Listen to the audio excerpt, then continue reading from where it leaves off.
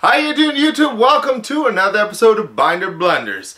In today's episode, we are going to terminate all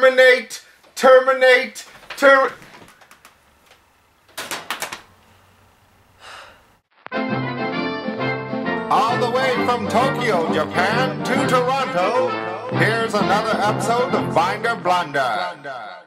How you doing, YouTube? Welcome to another episode of Binder Blunders. In today's episode, we're going to be talking about YCS Seattle.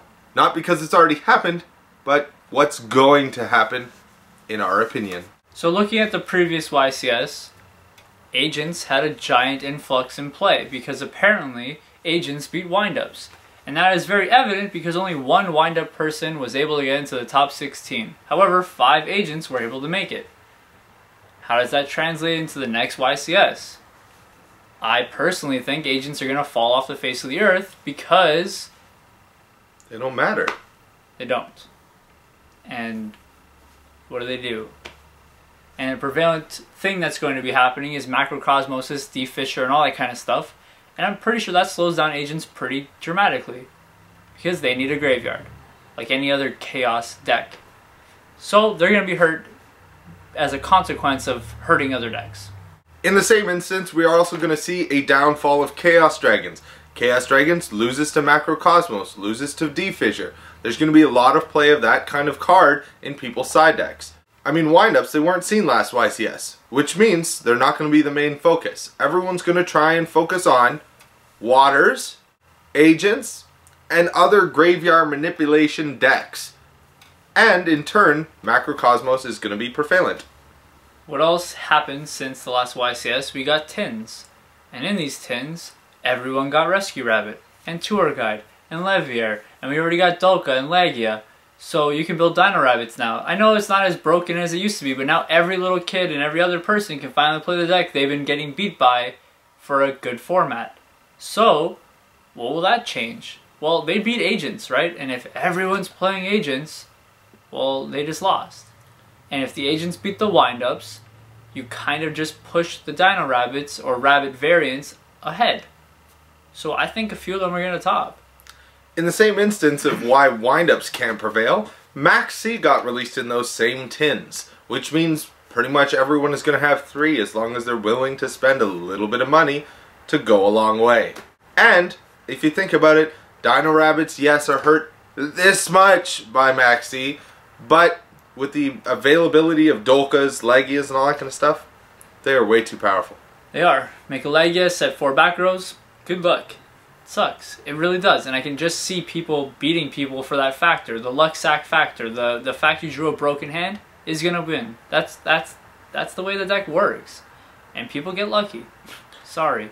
Now, Underworld. What about Atlanteans and water decks? They're brand new. They're gonna run the format. They're so good. Mermail Abyss Megalo is like $80. Well, that's the problem, people. Mermail Abyss Megalo, the, I'm gonna say minor card of the deck, because you still need the rest of the deck, is $80 each. Not to mention Mermail Abyss Lind and the Elemental Lord is what, $50? This deck is super expensive.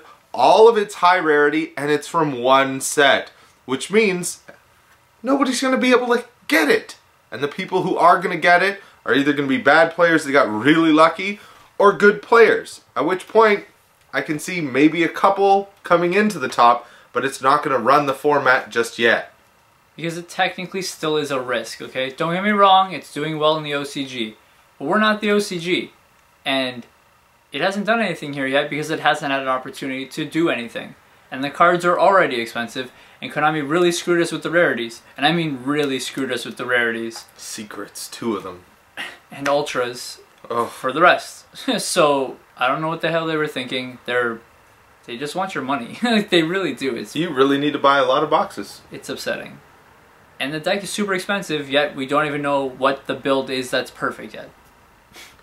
And then the next thing you got is spell books. With some of our YouTubers have been promoting it like crazy, but there's a lot of shenanigans with regards to the deck. It relies heavily on your opponent literally doing nothing. I really don't think it's going to be good enough to even top. I can see some people playing it, get some deck feature matches stuff, but I don't see it going very far. Since we're in the California area-ish, heroes are going to see a prevalent increase in play, okay? That's just the way it works. The west side of this continent likes heroes, okay? Heroes are going to be played in mass, and they're going to be popular. Just because on sheer volume, they will have a few tops, okay? Just because of volume. Not because it's the best deck, because of volume.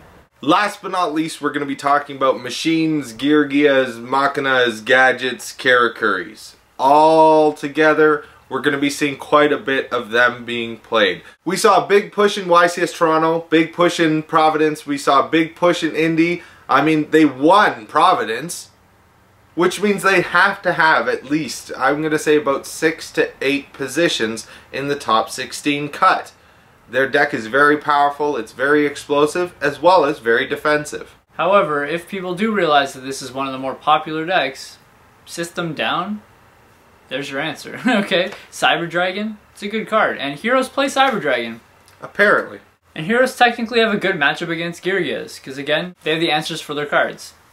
That's the way it is. But we still think Geargias are going to make a good showing, and maybe some rogue deck is going to win the whole thing. Who knows? Go Crystal Beasts! Thank you very much for watching. Hopefully you guys will watch our YCS Top 32, hopefully not that many deck lists, coverage. We're going to be posting up Monday and onwards, as soon as we can get you the information.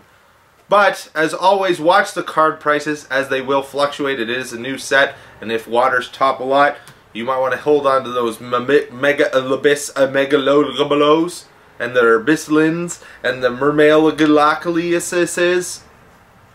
And of course, don't make those binder blunders.